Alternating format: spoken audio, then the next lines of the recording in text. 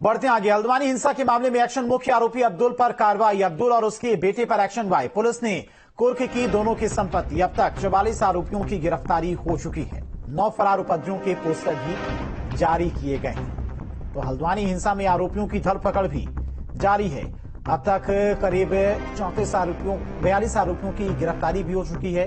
बाकियों की तलाश की जा रही है। 9 वांटेड के पोस्टर चस्पा किए गए हैं, जिन पर कुर्की की कार्रवाई की जाएगी। जो मुख्य मास्टरमाइंड था अब्दुल और उसके बेटे की संपत्ति भी कल कुर्क की गई है। ये जो पोस्टर आप देख रहे हैं, ये हल्द्वानी हिंसा के मोस्ट वांटेड हैं, जिन पर पुलिस की तरफ से कुर्की का नोटिस जारी किया गया है। जो सरकारी संपत्ति को नुकसान पहुंचाया गया, सरकारी वाहनों को आग के हवाले किया गया और थाने को जलाने की कोशिश की गई, यानी कि जितना भी नुकसान हुआ है उसकी भरपाई अब इन्हीं लोगों से ही की जाएगी। और इन सभी वांटेड लोगों को नोटिस भी जारी कर दी गई है। जो मेन मास्टरमाइंड था अब्दुल और उसका बेटा, उस पर कुर्की की कार्रवाई शुरू भी हो चुकी है। बाकियों की तलाश लगातार की जा रही है। पोस्टर चस्पा कर दिए गए हैं, किन किन पर कुर्की की कार्रवाई होनी है। अब तक 42 आरोपियों की गिरफ्तारी हो चुकी है।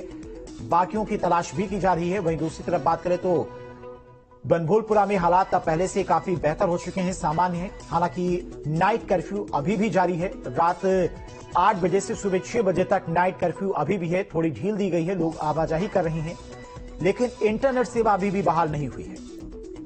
इंटरनेट सेवा को अभी बहाल नहीं किया गया है, लेकिन पुलिस की तरफ से एक्शन लगातार जारी है।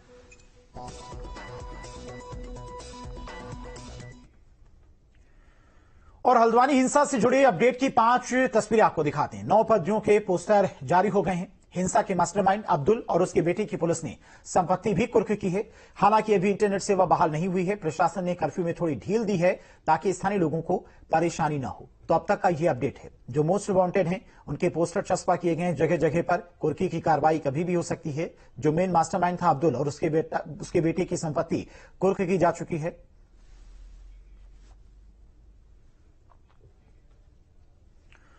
हल्द्वानी हिंसा से जुड़ी बड़ी खबर। हिंसा प्रभावित क्षेत्र में कर्फ्यू में ढील। गौजा जाली गोदाम क्षेत्र में नाइट कर्फ्यू रहेगा जारी। रात 8 बजे से सुबह 6 बजे तक कर्फ्यू जारी रहेगा। बाकी इलाकों में शाम 5 बजे से सुबह 6 बजे तक कर्फ्यू रहेगा। सशर्त प्रशासन ने ये आदेश जारी किए। तो धीरे धीरे हालात काफी ज्यादा सामान्य हो रहे हैं। हालांकि प्रशासन की तरफ से सावधानी भी बरती जा रही है। कर्फ्यू में ढील जरूर दी गई, लेकिन नाइट कर्फ्यू लगातार जारी रहेगा। कर्फ्यू में 6 बजे से लेकर 5 बजे तक की ढील दे दी गई है। कोई व्यक्ति कहीं भी इसमें आ जा सकता है। और बाकी जो हमारी पोस्ट लगी हुई है वो इस चीज़ पर नज़र बनाए हुए हैं। यहाँ पर कुछ लोग ऐसे भी आए हुए हैं जिनको 5 बजे के बाद जो है वापस आना है। तो जो जिनकी भी जनरल प्रॉब्लम है, उसके लिए आज भी यहाँ से उनके पास ऐसे किए गए हैं। किसी की रात में 8 बजे ट्रेन है, किसी को बरेली से रात में 8 बजे वापस आना है। ऐसी परिस्थिति में उनको पास जारी किए जा रहे हैं। हल्द्वानी हिंसा के मामले में पुलिस की ताबड़तोड़ कार्रवाई जारी है। पुलिस ने हिंसा के मास्टरमाइंड अब्दुल मलिक और उसके बेटे की संपत्ति को कुर्क कर दिया है। अब तक 42 आरोपियों की गिरफ्तारी भी हो चुकी है। देखिए रिपोर्ट।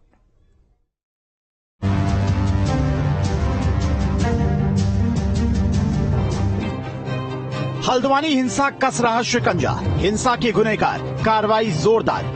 अब्दुल की आफत। हल्द्वानी के बनभूलपुरा हिंसा में पुलिस की तरफ से बड़ी कार्रवाई करते हुए मास्टरमाइंड अब्दुल मलिक और उसके बेटे की संपत्ति को कुर्क कर लिया गया है। ये कार्रवाई एसपी के नेतृत्व में की गई। इस दौरान सीओ और तहसीलदार भी मौजूद रहे। वहीं अब तक हिंसा में शामिल 22 आरोपियों को भी पुलिस गिरफ्तार कर चुकी है। हल्द्वानी में एक्शन। हिंसा के बाद ताबड़तोड़ कार्रवाई जारी। अब्दुल और उसके बेटे पर एक्शन। पुलिस ने कुर्की की दोनों की संपत्ति। अब तक 42 आरोपियों की गिरफ्तारी। उपद्रवियों के खिलाफ कुर्की के आदेश। उपद्रवियों की तलाश में जुटी पुलिस। सीसीटीवी फुटेज से उपद्रवियों की पहचान। विवादित जगह पर बनाई गई पुलिस चौकी। हिंसा के बाद अब बनभूलपुरा में हालात सामान्य हो गए हैं। लोगों का भी कहना है कि जिन लोगों ने हिंसा की है उन पर सख्त एक्शन हो और जो निर्दोष हैं उन्हें परेशान नहीं किया जाए। प्रशासन भी स्थानीय लोगों के लिए आवश्यक सेवाओं की पूरी व्यवस्था कर रहा है। कर्फ्यू के दौरान city magistrate Richa Singh, SDM Paritosh Verma और जोनल मजिस्ट्रेट एपी वाजपेयी क्षेत्र के हालात पर नजर बनाए हुए हैं। साथ ही आवश्यक सेवाओं की व्यवस्थाओं की भी जिम्मेदारी संभाल रखी है। आप लोग उपलब्ध करा रहे हो? देखिए, जैसा कि आप सभी भी जानते हैं कि ये घटनाक्रम था और उसके बाद से लगातार इस क्षेत्र में कर्फ्यू अभी चल रहा था और उसमें अगले दिन से ही दूध, राशन, क्योंकि लोग मुंह से नहीं निकल पा रहे हैं, कर्फ्यू लगा हुआ है, तो दूध, राशन, गैस, सब्जी, फल, सभी जो जरूरी आवश्यकताओं की चीज़ें हैं उनको मौके पर ही जाकर घर घर उपलब्ध कराया जाता है। हम लोग किसी एक कोने में जाकर जगह जगह गाड़ियाँ खड़ी करते हैं, लोगों को अंदर सूचना देते हैं कि भाई आप लोगों को जो सामान अपनी ज़रूरत का लेना है वो आप आएँ और अपना सामान ले लें। इसके अतिरिक्त जिन लोगों को कोई इमरजेंसी है, कोई मेडिकल इमरजेंसी है, यहाँ पर मेडिकल स्टोर और अस्पताल भी खुलवा दिए गए थे उसी दिन से। जो मेडिकल इमरजेंसी है उसके लिए तत्काल उनको मौके पर ही पास जारी किए जा रहे हैं। देखिए, जो प्रभावित क्षेत्र है उसमें आज 2 घंटे ढील दी गई है कर्फ्यू में और इसके साथ ही जो प्रशासन द्वारा जो यहाँ पे खाद्यान्न आपूर्ति और दूध, ब्रेड है और सब्जी, राशन आदि की व्यवस्था कराई जा रही है। जो आगे भी क्योंकि ढील हमारी जारी रहेगी और जो हमारी व्यवस्था चल रही है उसमें स्थिति, मौके की स्थिति को देखते हुए उसको जारी रखा जाएगा। राशन थोड़ा महंगा मिलेगा? देखिए, अभी जहाँ कुछ जगह पे ऐसे मामले आए थे, लेकिन क्योंकि खाद्यान्न अभी आपूर्ति में भी कुछ रेट में अंतर आया है तो उसका भी थोड़ा फर्क पड़ा हुआ है। और जो चीनी महंगी होने की मुख्य तो बात आई थी, तो वो चीनी 1 किलो का पैकेट ना होकर 1.5 किलो का पैकेट था, इस वजह से थोड़ा सा महंगा। देखिए, कर्फ्यू के बाद से लगातार क्षेत्र में निगरानी की जा रही है और इम्प्रूवमेंट है। माहौल बहुत तेजी से सामान्य हो रहा है, उसी के देखते हुए कर्फ्यू में ढील दी गई है। कुछ स्थानों पर 2 घंटे की ढील है, कहीं पर उससे अधिक ढील दी गई है।